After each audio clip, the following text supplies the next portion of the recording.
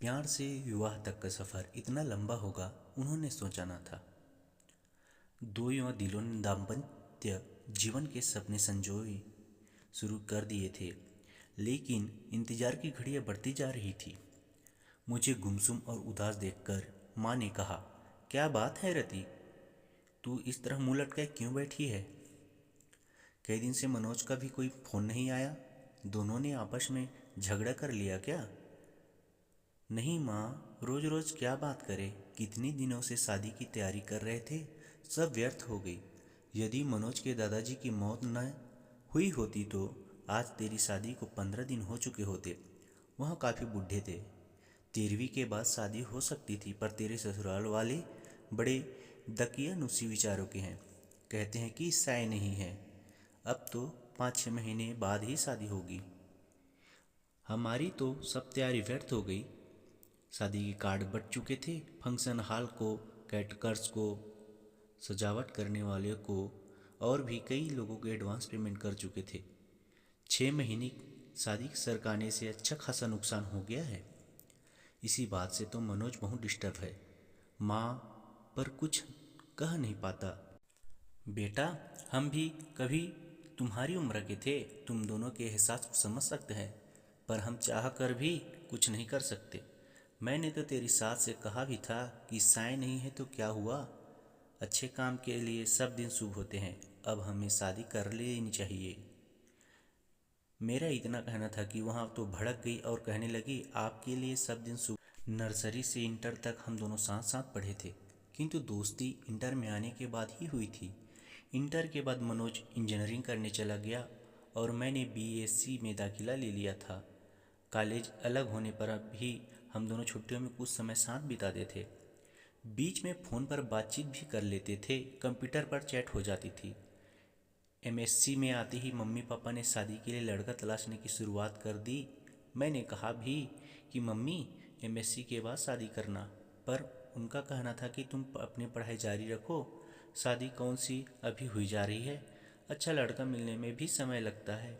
शादी की चर्चा शुरू होते ही मनोज की छवि मेरी आंखों में तैर गई थी। यूँ हम दोनों एक अच्छे मित्र थे, पर तब तक शादी करने के वादे हम दोनों ने एक दूसरे से नहीं किए थे। साथ मिलकर भविष्य के सपने भी नहीं देखे थे। पर मम्मी द्वारा शादी की चर्चा करने पर मनोज का ख्याल आया, क्या इससे प्यार समझूं? क्या मनोज भी यही चाहता है? कैसे जानूं उसके दिल की बात? मुलाकात में मनोज से मम्मी द्वारा शादी की पेशकश के बारे में बताया तो यहाँ बोला, इतनी जल्दी शादी कर लोगी? अभी तो तुम्हें 2 वर्ष एमएससी करने में ही लगेंगे। फिर कुछ सोचते हुए बोला था, सीधे सीधे बताओ, क्या तुमसे शादी करोगी? पर अभी मुझे सेटल होने में कम से कम 2-3 वर्ष लगेंगे। प्रसन्नता की लहर एक तन मन को छू गई थी। सच कहूँ मनोज, जब मम्मी ने शादी की बात की तो एकदम से मुझे तुम याद आ गए थे। क्या यही प्यार है?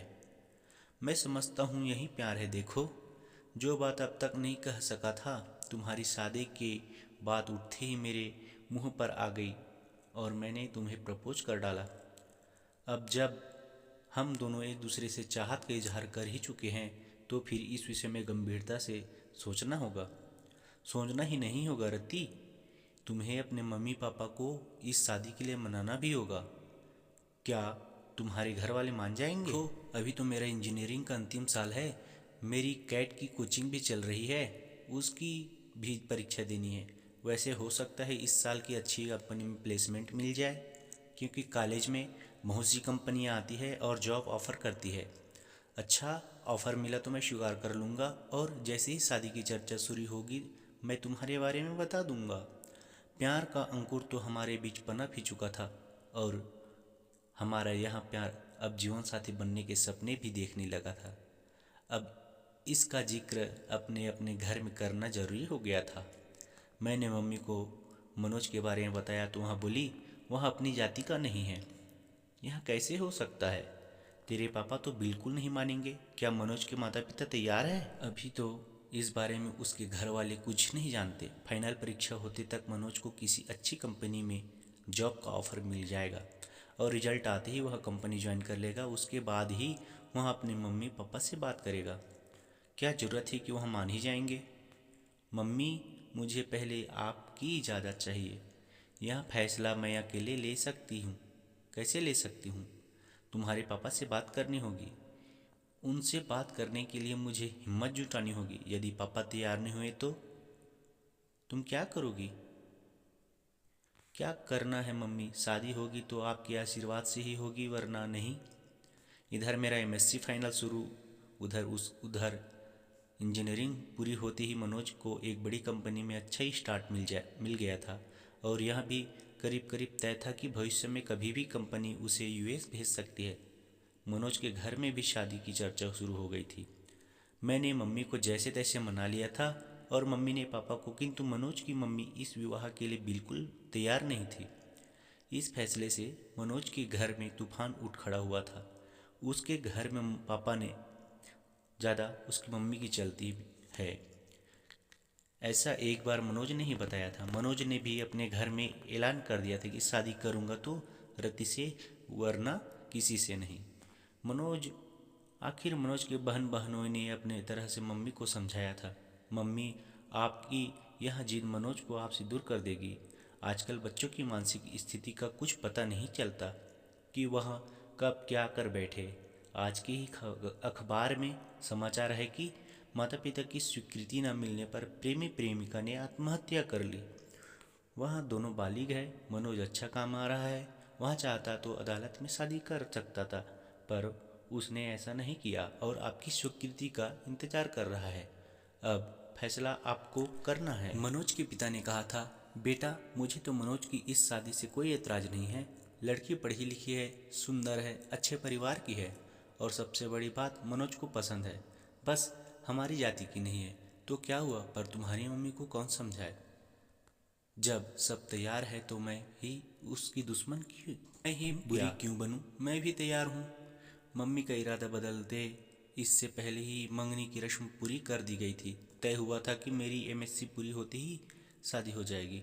मंगनी हुए 1 साल हो चुका था। शादी की तारीख भी तय हो चुकी थी। मनोज के बाबा की मौत न हुई होती तो हम दोनों अब तक हनीमून मनाकर कुल्लू मनाली शिमला से लौट चुके होते और 3 महीने बाद मैं भी मनोज के साथ अमेरिका चली जाती। पर अब 6-7 महीने तक साय नहीं है, अतः शादी अब तभी होगी, ऐसा मनोज की मम्मी ने कहा है। पर मनोज शादी के टलने से खुश नहीं है। इसके लिए अपने घर में उसे खुद ही बात करनी होगी। यदि मेरे घर से कोई रुकावट होती है तो मैं उसे दूर करने का प्रयास करती, पर मैं क्या करूं? माना कि उसके भी कुछ जज्बात है। 4-5 वर्षों से हम दोस्त की तरह मिलते रहे हैं, प्रेमियों की तरह साथ साथ भविष्य के सपने भी बुनते रहे हैं, किंतु मनोज को कभी इस तरह कमज़ोर होते नहीं देखा। यद्यपि उसका बस चलता तो मंगनी के दूसरे दिन ही वह शादी कर लेता, पर मेरा फाइनल साल था, इसीलिए वह मन महसूस कर रह गया। प्रतीक्षा की लंबी घड़ियां हम कभी मिलकर कभी फ़ोन पर बात करके काटते रहे।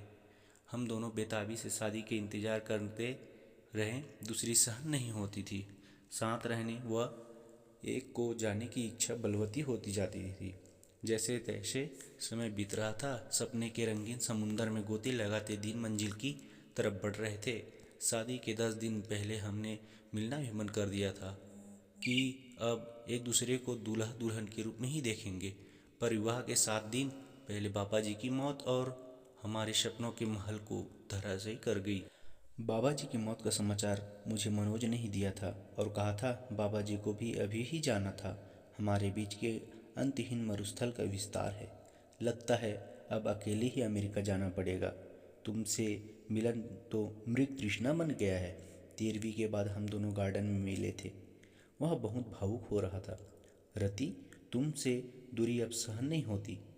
मन करता है तुम्हें लेकर अनजान जगह पर उड़ जाऊं, जहां हमारे बीच न समाज हो, न परंपराएं हो, न ये रीति रिवाज हो। दो प्रेमियों के मिलन में समाज के कायदे कानून की इतनी ऊंची बाड़ खड़ी कर रखी है कि उनकी सब्र की सीमा ही समाप्त हो जाए। चलो रति, हम कहीं भाग चले। मैं तुम्हारा निकट सानिध्य चाहता हूँ। इतना बड़ा शहर है, चलो किसी होटल में कुछ घंटे साथ बिताते हैं। का था वहाँ मेरा भी था। एक मन कहता था कि अपनी खींची लक्ष्मण रेखा को अब मिटा दूं, किंतु दूसरा मन संस्कारों की पिन चुभो देता था कि बिना विवाह यहाँ सब ठीक नहीं। वैसे भी एक बार मनोज की इच्छा पूरी कर दी तो यहाँ चाह फिर बार बार सिर उठाएगी। नहीं, यहाँ ठीक नहीं। क्या ठीक नहीं रति? क्या तुमको मुझ पर विश्वास नहीं? पति पत्नी तो हमें बनना ही है। मेरा मन आज जीत पर आया है, मैं भटक सकता हूँ। रति, मुझे संभाल लो। गार्डन के एकांत झुटपुटे में उसने बाहों में भर कर बेतहाशा चूमना शुरू कर दिया था। मैंने भी आज उसे यहाँ छूट दे दी थी ताकि उसका आवेग कुछ शांत हो, किंतु मनोज की गहरी गहरी सांसें और अधिक समा जाने की चाहत मुझे भय बहकाए। उससे पूर्व ही मैं उठ खड़ी हुई। अपने को संभालो मनोज, यहाँ भी कोई जगह है बहकने की। मैं भी कोई पत्थर नहीं, इंसान हूँ। कुछ दिन अपने और संभालो। इतने दिन से अपने को संभाल ही तो रहा हूँ। जो तुम चाह रहे हो वह हमारी समस्या का समाधान तो नहीं है। स्थायी समाधान के लिए अब हाथ पैर मारने होंगे। चलो, बहुत ज़ोर से भूख लगी है, एक गर्मा गर्म कॉफ़ी के साथ कुछ खिला दो, फिर इस बारे में कुछ मिलकर सोचते हैं। रेस्टोरेंट में बैरे को ऑर्डर देने के बाद मैंने ही बात शुरू की। मनोज, तुम्हें अब एक ही काम करना है, किस तरह अपने माता पिता को जल्दी शादी के लिए तैयार करना है, जो बहुत मुश्किल नहीं, आखिर वे हमारे शुभचिंतक है। तुमने उनसे एक बार भी कहा कि शादी इतने दिन के लिए ना टाल कर अभी कर दे? नहीं, यहाँ तो नहीं कहा। अब कह दो। कुछ पुराना छोड़ने और नए को अपनाने में हरेक को कुछ हिचक होती है। अपनी इंटरकास्ट मैरिज के लिए आखिर वहाँ तैयार हो गए। न तुम देखना, बिना सायों में के शादी करने को भी वहाँ जरूर मान जाएंगे। मनोज के चेहरे पर खुशी की एक लहर दौड़ गई थी। तुम ठीक ही कह रही हो रति, यह बात मेरे ध्यान में क्यों नहीं आई? खाने के बाद तुम्हें घर पर छोड़ देता हूँ। कोर्ट मैरिज की डेट भी तो पास आ गई है, उसे भी आगे नहीं बढ़ाने दूंगा। ठीक है, अब मैरिज वाले दिन कोर्ट में ही मिलेंगे। मेरे आज के व्यवहार से डर गई क्या? इस बीच फ़ोन करने की इजाज़त तो है या वहाँ भी नहीं है? चलो, फ़ोन करने की इजाज़त दे देते हैं। रजिस्ट्रार के ऑफिस में मैरिज की फॉर्मेलिटी पूरी होने के बाद हम दोनों अपने परिवार के साथ बाहर आए तो मनोज के जीजा जी ने कहा, मनोज, अब तुम दोनों की शादी पर कानून की मुहर लग गई है। रति अब तुम्हारी हुई। ये जमाई बाबू, ये इंडिया है, वहाँ तो वीज़ा के लिए यह सब करना पड़ता है, वरना इसे हम शादी नहीं मानते। हमारे घर की बहू तो रति विवाह संस्कार के बाद ही बनेगी। मेरी मम्मी ने कहा। यहाँ तो मजाक की बात थी मम्मी, अब आप लोग घर चलें, मैं तो इन दोनों से पार्टी लेकर ही आऊँगा। होटल में खाने का ऑर्डर देने के बाद मनोज ने अपने जीजा जी से पूछा, जीजा जी, मम्मी तक हमारी फरियाद अभी पहुँचा या नहीं? साले साहब, क्यों चिंता करते हो? हम दोनों हैं ना तुम्हारे साथ। अमेरिका आप दोनों ही जाओगे, साथ ही जाओगे। मैंने अभी बात ही नहीं की है, मैं आपकी इस कोर्ट मैरिज को हो जाने का इंतज़ार कर रहा था। आगे मम्मी को मनाने की जिम्मेदारी आपकी बहन ने ली है। इससे भी बात नहीं बनी तो फिर मैं कमान संभालूंगा। हाँ भैया, मैं मम्मी को समझाने की पूरी कोशिश करूँगी। हाँ, तू कोशिश कर ले, ना माने तो मेरा नाम लेकर कह देना। आप अब शादी करो या ना करो, भैया भाभी को साथ लेकर ही जाएंगे। वाह भैया, आज तुम सचमुच बड़े हो गए हो। आफ्टर ऑल अब मैं एक पत्नी का पति हो गया हूँ। ओके भैया, अब हम लोग चलेंगे। आप लोग का क्या प्रोग्राम है? कुछ देर घूम घाम कर पहले रति को उसके घर छोड़ूंगा, फिर अपने घर जाऊंगा। मेरे गले में बाहें डालते हुए मनोज ने शरारत से देखा। हाँ रति, अब क्या कहती हो? तुम्हारे संस्कार तुम्हें पति मानने को तैयार है या नहीं? आंखें नचाते हुए मैं हिचकी। अब तुम 90% मेरे पति हो, यानी 10% की अब भी कमी रह गई। अभी और इंतज़ार करना पड़ेगा। उस दिन का मुझे अफसोस है मनोज, अब मैं तुम्हारी हूँ। तो दोस्तों, आपको कैसी लगी यह हमारी प्यार से विवाह तक का सफ़र की कहानी? अगर आपको पसंद आया है तो चैनल को सब्सक्राइब करिए, बेल आइकन के दबाइए